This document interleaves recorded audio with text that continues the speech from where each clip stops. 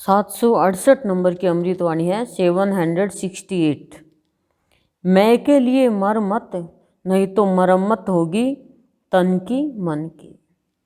सदगुरुदेव हमें क्या कहना चाह रहे हैं? कुछ लोग आते हैं भक्ति के लिए और ज़्यादातर लोग आते हैं अपनी मैं को दिखाने के लिए।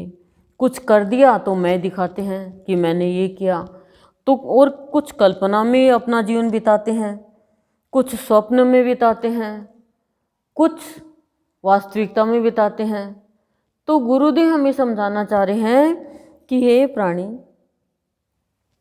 कोई चीज़ टूट जाती है, फूट जाती है तो उसकी मरम्मत कराते हैं।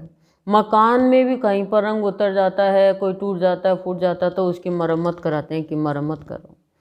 तो कह रहे हैं तेरा तन ये एक मकान है और इसके साथ मन जुड़ा हुआ है, इनकी मरम्मत हो जाएगी यदि तू सिर्फ मैं के लिए ही करेगा।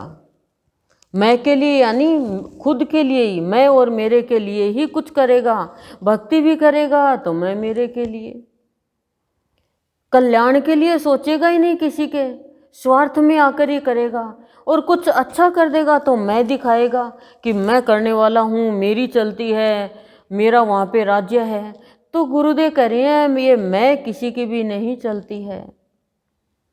मैं करता रावण रह गया, कई रह गए पड़े पड़े, गढ़ लंका में आग लगा दी, कई रह गए खड़े खड़े। कुछ नहीं कर पाए। वो तो खुश हो गए कि चल पूछ के आग लगा दी, ये नहीं पता थे अरे ये भक्ति तेरी पूरी नगरी को जला देगा, तो भगवान जब आएगा तो क्या होगा। लेकिन नहीं, रावण समझ पाया मैं एक दूषित भाव है जो प्राणी के जीवन को दूषित बना देता है। और जब प्राणी की मैं गिर जाती है तो शुद्ध भाव प्रकट हो जाता है, यानी परमात्मा का भाव प्रकट हो जाता है। मैं वो दीवार है जो मनुष्य को अच्छे कार्य में आगे नहीं बढ़ने देता है। मैं के कारण प्राणी को दुख होता है। मैं के कारण प्राणी सकारात्मक भाव नहीं ले पाता। मैं नकारात्मक भाव है, मैंने उसका इतना किया, मैंने ये किया, मैंने वो किया, मैंने ऐसा किया। तो गुरुदेव कह रहे हैं वो सारा खत्म हो गया। क्यों? क्योंकि प्राणी के हाथ में कुछ भी नहीं है। आज हम अमृतवाणी खोल रहे हैं तो उसकी कृपा, और आप सुन रहे हो उसकी कृपा, और कोई डाल रहा है यूट्यूब पे वो उसकी कृपा। मनुष्य सोचता हम रोक लगा देंगे, रुकावट पैदा कर देंगे। मनुष्य नहीं कर सकता कुछ भी। मनुष्य तो सिर्फ भगवान चलाता है, वैसे चलता है। तो भगवान से प्रार्थना करते जाओ, हे प्रभु मेरे जीवन में मैं का नामो निशान भी नहीं हो, नहीं तो ये मैं मेरे जीवन को है वो ख़त्म कर देगी और पाप करा करके और मेरे को बार बार जन्म लेने के लिए, मरम्मत करने के लिए तैयार कर देगी। इसलिए हे सद्गुरु, आज मैं की जगह तू को बैठा दो। बस तू करने वाला, तू ही तू सब कुछ है भगवान, तेरा ही दिया हुआ है सब कुछ।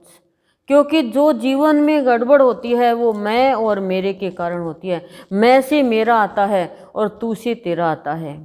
और जब मैं ही मैं रहती है तो फिर मेरा तेरा, मेरा तेरा, मेरा तेरा, यानी अपना पराय हो जाता है। नहीं तो तू ही तू सब जगह है, तू ही तू है प्रभु। तेरा ही राज्य है, तेरा ही कार्य है, तेरा ही काम है, तेरा ही नाम है।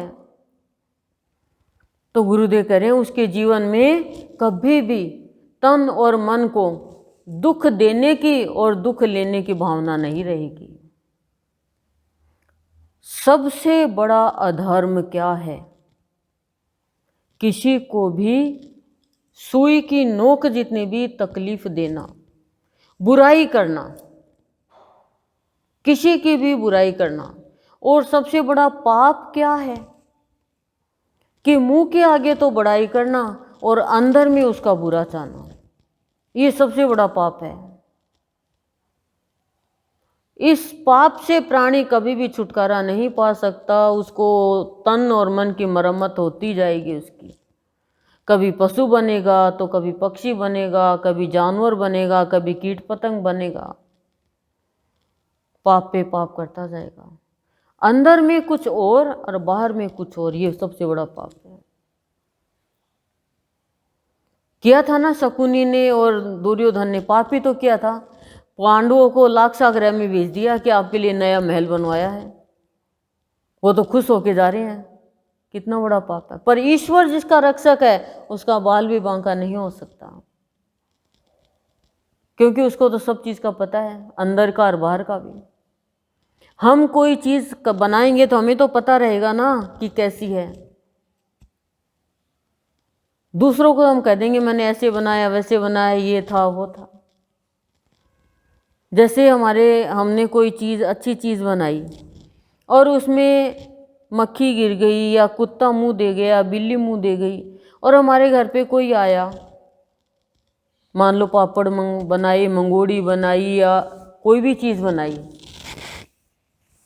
और हम किसी को दे देते हैं कि मैंने बनाई है तुम भी खाओ। अब देने वाले को तो पता है, लेने वाले को तो नहीं पता कि भी कुत्ते का मुंह दिया हुआ है, बिल्ली का मुंह दिया हुआ है, या मक्खी गिरी हुई है, या कुछ भी इसमें कुछ बंदर ने मुंह दिया हुआ है या चूहा गिरा हुआ है। वो तो खा लेगा कि भाई शुद्ध भाव से दिया है, लेकिन कर्म खराब किसके हुए? जो दे रहा है उसके कर्म खराब उसके हो गए। क्यों? क्योंकि उसने छल किया भगवान के बच्चे के साथ। ये मैं वास्तविक बात बता रही हूं। तो कर्म खराब होंगे तो जन्म तो और होगा ही होगा। धोखा क्यों देते हैं? ये पाप है ऐसे कर्म, तो मनुष्य योनि भी दोबारा नहीं मिलती। कर्म के कारण ही तो पशु पक्षी बनते हैं, जानवर बनते हैं। कोई बिच्छू बनता है, कोई सांप बनता है, कोई मगरमच्छ बनता है, कोई मछली बनता है। क्या है? कर्म के कारण। तो ये बहुत ही खतरनाक कर्म है मनुष्य के। कर्म पे ध्यान दो। और ये मैं के कारण प्राणी अपनी बढ़ाई चाहता है, दुनिया में नाम चाहता है। क्या करेगी दुनिया? नाम ले भी लेगी तो यहीं तक रह जाएगा। चाहे आज हम करोड़पति हैं, लेकिन हम जब अंत समय में जाएंगे तो करोड़ रुपए क्या काम आएंगे? क्या भगवान से मिला देंगे? क्या जन्म मरण से छुटकारा दिला देंगे? क्या तन मन की मरम्मत से छुटकारा दिला देंगे? नहीं, बस करोड़ रुपए से मकान की मरम्मत करवा लेंगे, लेकिन तन मन की मरम्मत तो गुरुदेव कह रहे छुटानी है तो मैं को छोड़ के तू को लेकर आओ। तू कौन है? भगवान। तू कौन है? स्वयं मनुष्य खुद है।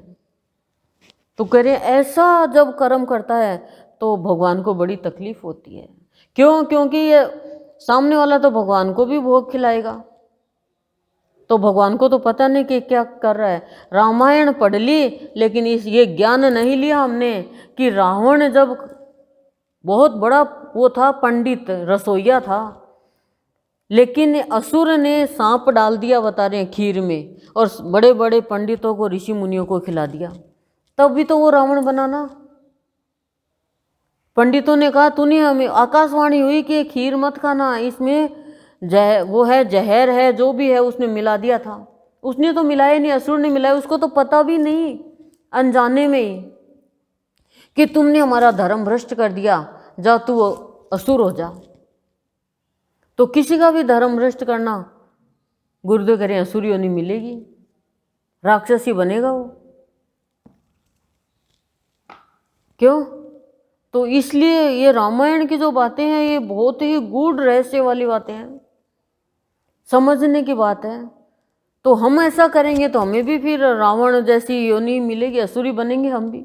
ऐसे ही घर में कोई गलत काम करने वाले, हिंसा करने वाले, चोरी करने वाले, और भी कोई गलत काम करने वाले घर में जन्म ले लेंगे, वो असुरी काम ही तो है। बहुत लोग कहते हैं क्या मक्खी गिर गई तो क्या पता है, दे देते हैं, खिला दे यार, अपने तो बस की बात नहीं है भाई। लेकिन अब देखते हुए कोई दे रहा है तो जी दुख पा रहा है, बड़ा दे रहा है तो कह भी नहीं सकते। तो ये चीज़ें हैं, ये ध्यान रखनी पड़ेगी हम सत्संगियों को। हम तो रखें, दूसरों को तो हम नहीं कह सकते। क्योंकि मानेंगे भी नहीं कोई। सत्संग का जब तक रंग नहीं चढ़ेगा तब तक। लेकिन हम तो इस चीज़ को अपनाएं, कम खा लो, कम पहन लो, कह रहे हैं मोटा खा लो, मोटा पहन लो, लेकिन कर्म अच्छे करो। और मनुष्य क्या कहता है, अच्छा खाएंगे, अच्छा पहनेंगे, कर्म खराब करेंगे। ऐसा है। ओम शांति शांति।